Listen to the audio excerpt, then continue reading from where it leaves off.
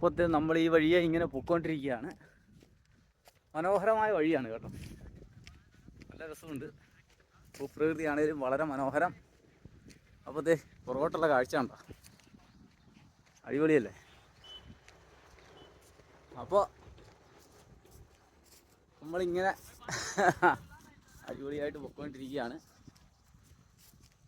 സന്തോഷമാണ് കേട്ടോ, ഇതുപോലുള്ള പ്രദേശത്തൊക്കെ വരാൻ പറ്റുന്നത് തന്നെ വലിയ സന്തോഷമാണ്.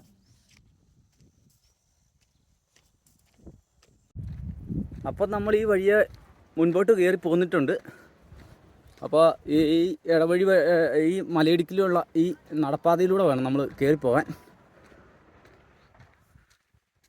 ഏകദേശം 3 കിലോമീറ്ററോളം നമുക്ക് മുകളിലേക്ക് കയറാനുണ്ട്. അപ്പോൾ പശുക്കളെയൊക്കെ ആയിട്ട് പോകുന്ന ആളുകൾ പോകുന്ന വഴിയാണിത്. നിറയെ പാറക്കെട്ടുകളാണ് കേട്ടോ.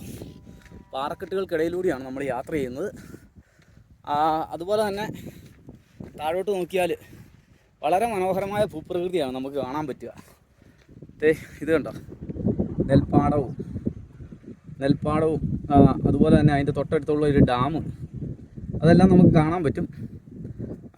ധാരാളം നെൽപ്പാടങ്ങളുണ്ട്. അതുപോലെ തന്നെ പോത്തുകൾ മേഞ്ഞ് നടക്കുന്നു. അതുപോലെ തന്നെ താഴെ കാണുന്നത് അതിമനോഹരമായൊരു ഗ്രാമമാണ്.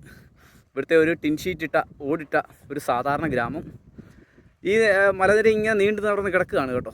അങ്ങകലെ ഒരു ക്ഷേത്ര സമുച്ചയമൊക്കെ കാണാം ആ മലയുടെ താഴ്വാരത്ത്. നമ്മുടെ യാത്ര ഇങ്ങനെ കല്ലുകളും മുള്ളുകളും നിറഞ്ഞ ഏരിയയിലൂടെ പോയിക്കൊണ്ടിരിക്കുകയാണ്. മടുത്തിട്ടില്ല. ഒരു കുപ്പി വെള്ളം താഴെ നിന്ന് വാങ്ങിച്ചിട്ടുണ്ട്. അതാണ് നമ്മുടെ ആശ്വാസം. കാരണം ഈ മുകളിലേക്ക് സൈക്കിൾ തള്ളിക്കൊണ്ട് വരിക എന്നുള്ളത് ഇച്ചിരി പാടുള്ള പരിപാടിയാണ്. അതുകൊണ്ട് തന്നെ നമ്മൾ അവിടെ പലരും പറഞ്ഞു മുകളിൽ പാർക്കിംഗ് ഉണ്ട്, പാർക്കിങ്ങിൽ കൊണ്ടുപോയി വണ്ടി വെക്കാമെന്ന് പറഞ്ഞു. പക്ഷേ നമുക്കറിയാമല്ലോ, 40 കിലോ വെയിറ്റും വെച്ച് സൈക്കിൾ തള്ളിക്കയറ്റുക എന്നുള്ളത് ബുദ്ധിമുട്ടാണ്. കുഞ്ഞിയൊക്കെ ഉറക്കം പിടിച്ചായിരുന്നു ഞാൻ പോരുമ്പോൾ. അപ്പോൾ ഞാൻ പതിയെ മുകളിലോട്ടുള്ള യാത്ര തുടരുകയാണ്. അപ്പോൾ ഈ മരത്തിൻ്റെ ചുവട്ടിലിരുന്ന് നല്ല അടിപൊളി ഒരു ഇഞ്ചി ചായ കുടിക്കുകയാണ്. അപ്പോൾ നൂഡിൽസ് റെഡിയാകുമ്പോഴത്തേനും ചായ കുടിച്ച് നമുക്ക് തീർക്കാം. സൂപ്പറല്ലേ? ആളുകളൊക്കെ പോകുന്നത് കാണാം. ഈ മരമാണ്, നല്ല അടിപൊളി ഒരു മരം. അപ്പോൾ ചായയൊക്കെ കുടിച്ച്